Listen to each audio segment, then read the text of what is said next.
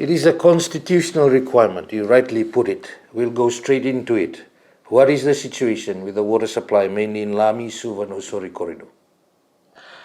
Look, the best case scenario for Lami, Suva-Nausori area is that we have a production capacity of 170 million litres. And we produce that's a daily production capacity, and that relies on two of our plants, one being Tamavua, another being Vaila, and we run those plants to 110% of their design capacity to be able to produce 170 million litres every day. But the demand for that Suva-Nausori Lami corridor now is at 173 million litres. So the best case scenario is a daily gap of 3 million litres, which we only are able to compensate by having intermittent supply in some areas so that everybody can get some water. Now, people might say, okay, if there's intermittent supply, what has happened lately? So what we are dealing with at the moment is unusually dry weather.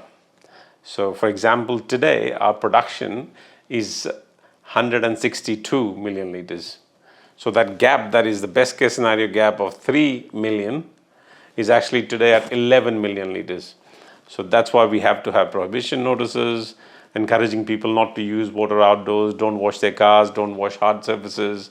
That's why we also have to do rationing in the upper elevated areas along Princess Road and elevated areas along Lami, because the gap is about 11 million litres, and there is no water supply system in the world that can deal with that sort of gap without impacting people.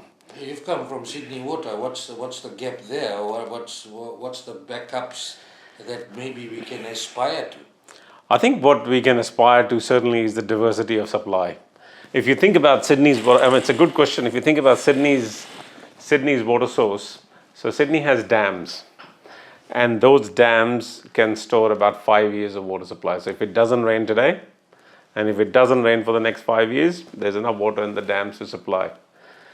When you think about the water supply system for Suva-Nausori, when the water supply was built, it was the rain or weather patterns in the east were so distinct that there was reliable wet weather. And the west, we knew that there is period between April and November when it's going to be dry.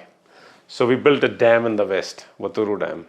But there is no dam in the east. I mean, we do have small headworks where we retain some water, but they are not large volumes. The system primarily relies on runoff river because there was enough rain, there was enough water in the river.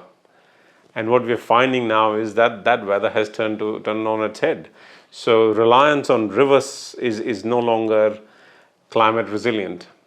So what we need to do is not only look at building some additional storages, we also need to look at other sources like groundwater, other sources like possible desalination, as well as rainwater tanks, so that we can diversify our water supply source to build some resilience.